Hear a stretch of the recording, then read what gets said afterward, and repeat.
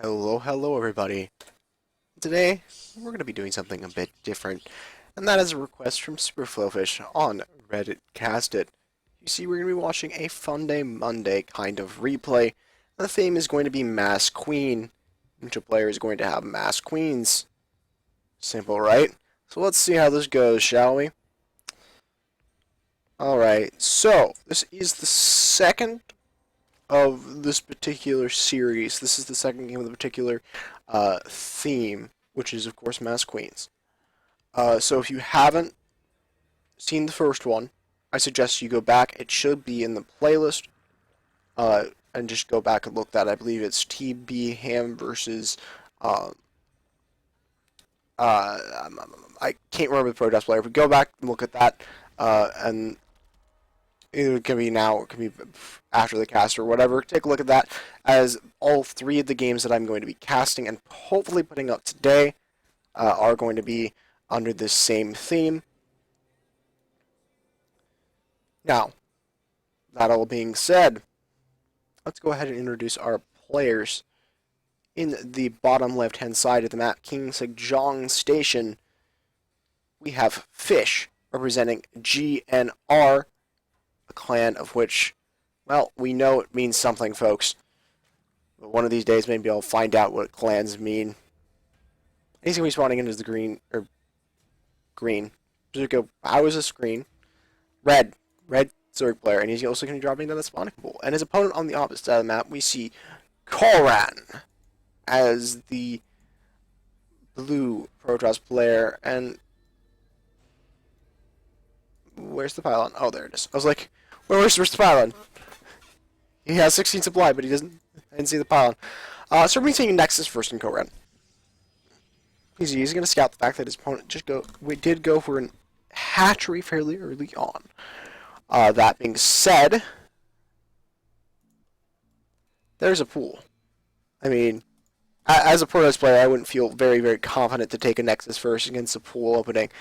Maybe he just feels confident because he didn't see the gas, which means that we aren't going to be seeing Medbuck boost, or really quick Zerglings, but plus the fact that this is going to be a Queen match. But really, as a Protoss player, it would be a little bit,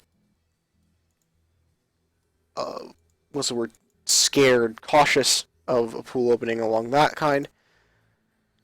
But then again, I'm only in the Gold League. Speaking of the Gold League, this is a Gold League replay. Not like that really changes a whole lot. This is weird placement. I like the Forging Gateway. I don't like the pylon there, however. I think the pylon should be moved over a little bit so that it nudges against the wall, so that you can have your little zealot drop down in, and all of a sudden, hey, you're good. But it looks like he's probably going to go for a complete wall off here. Let's look at what it looks like. Yeah, and there's probably going to be a gateway or a cannon here.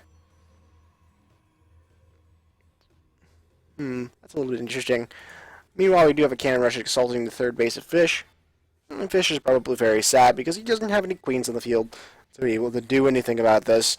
And I totally agree with the pain of the Zerg player. Losing a hatchery to a cannon, that's just not something you ever want to have happen. Never, never, never, never want to have that happen. With that being said, Coran is going to be... I'm sure that I'm going to slip up in this cast. And I'm going to say Conan. And for those of you who actually get the reference, congratulations. Oh boy. So hatchery is going to get in the yellow. No queens have been made yet. So Fish is pretty much going to just kind of abandon that base. And I don't need it. Cannons are just too strong. We're also going to be seeing the Cybernetics core drop down, back home. Conan also going to be going... there we go. There we go. Coran going to be taking his gases at this point. So, nothing too out of the ordinary from him. Wouldn't be surprised to see a robotics facility drop down as soon as that Cybernetics core gets finished up. Gases didn't be taken in the main base as well. So he's looking to be in a pretty decent position. Hatchery is going to explode. But the cannon is going to take care of all those broodlings who are going to explode immediately after their time is up. They're like a bomb. They just go Alright. After my bad analogy. We're going to be seeing Warp Gate Tech taking out now from Coran. Gosh. Why is this name so hard for me? I don't know. This is kind of a weird wall off. With the double gateways and then the zealot kind of up here. I'm not sure. There's way too many pylons here that can get sniped really easily against any roach attack. And true, it's not going to be happening, but if it were, it's in butts where candies and nuts. The world would truly be a happy place because nuts are amazing.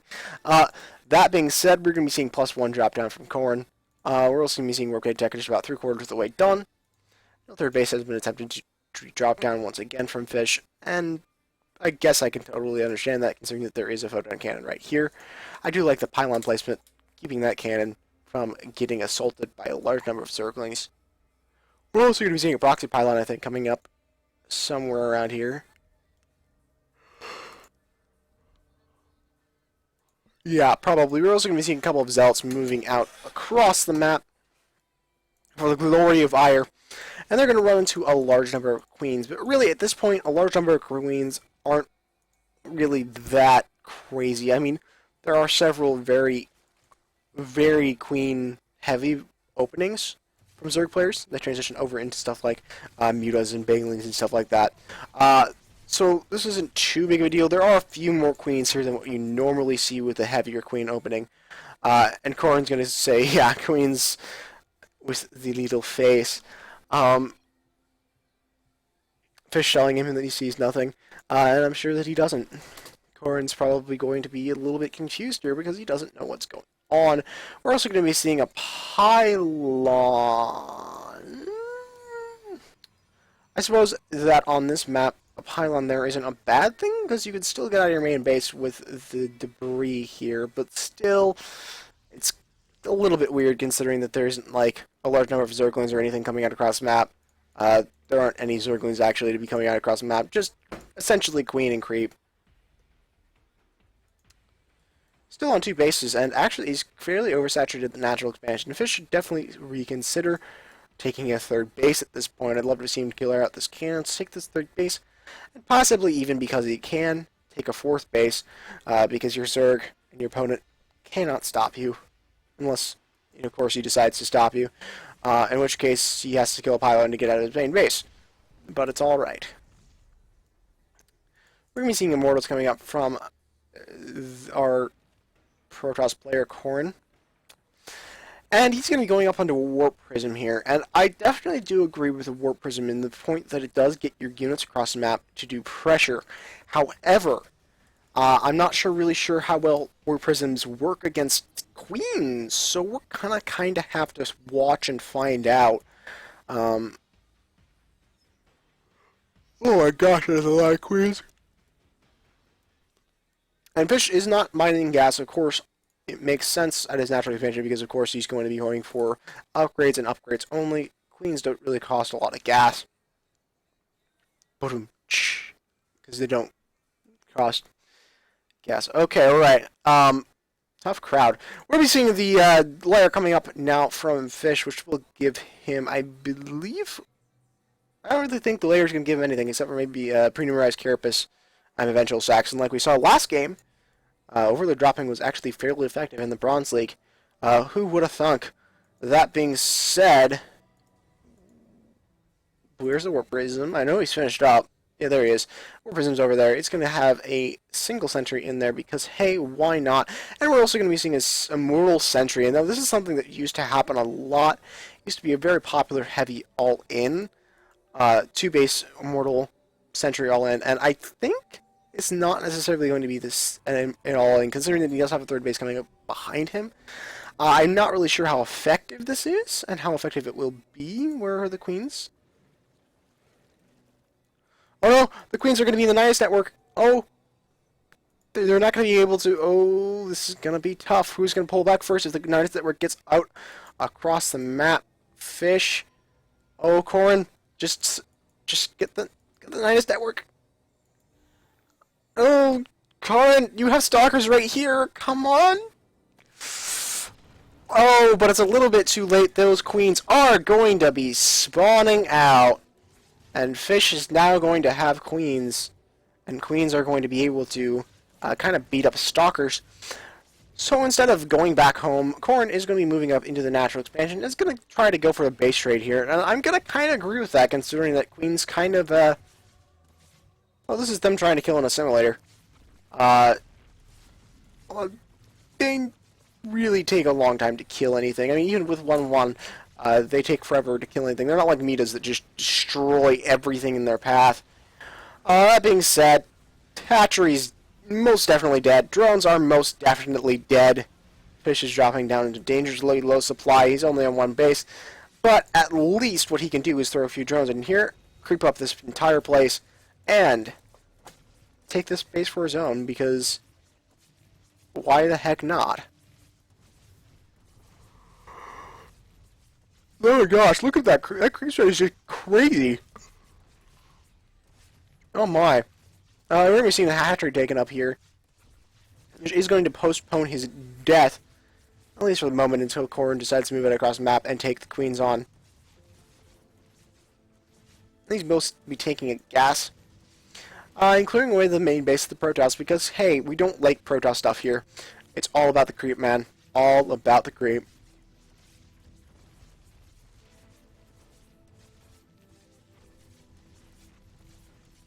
Yeah.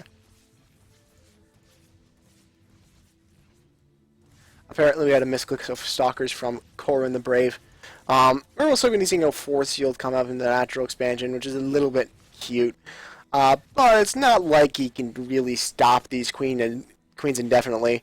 And you know, even if he could, the queens still have the main base and he'll have to march up the ramp eventually.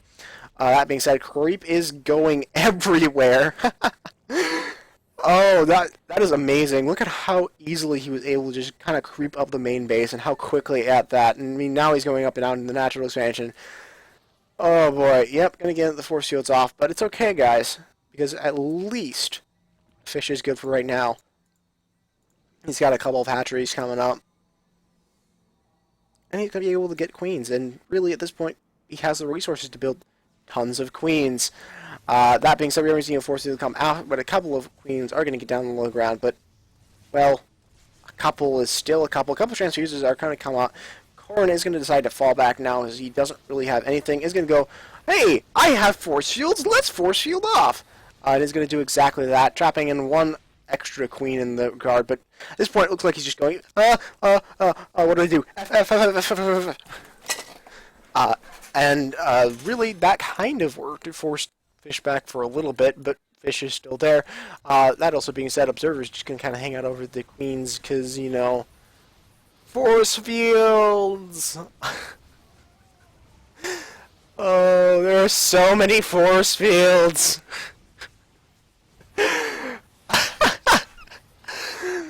Oh boy, so many force fields. I also love that the two war prisms are still in the army. That's amazing.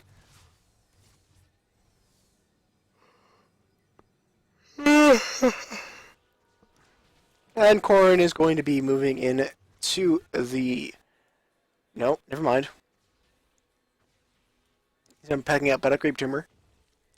Because death to creep tumors. We don't want those dirty creep get up onto our base.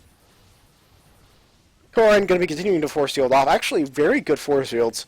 But really, he could win this with force fields alone. Really, he could probably beat these last remaining queens with literally just sentries.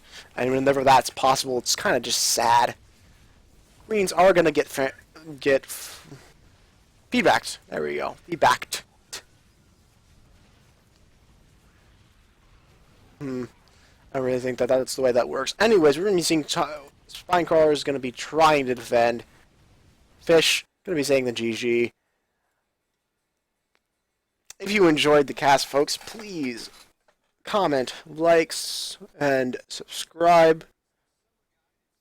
If you would like to see more of my casts, you could follow some of the links below. And if you'd like to get your cast casted on my YouTube or on my YouTube, please send a replay to the email zookaman900@gmail.com. Alternatively, you could also go to Reddit Cast It and upload a replay there, and I'll eventually get around to it. And if I don't, somebody else in the community will. We have a lot of great casters there that will be able to help, or something along those lines. That all being said, folks, remember, force fields beat queens. And this has been ZookaMan, and we'll see you on the next cast.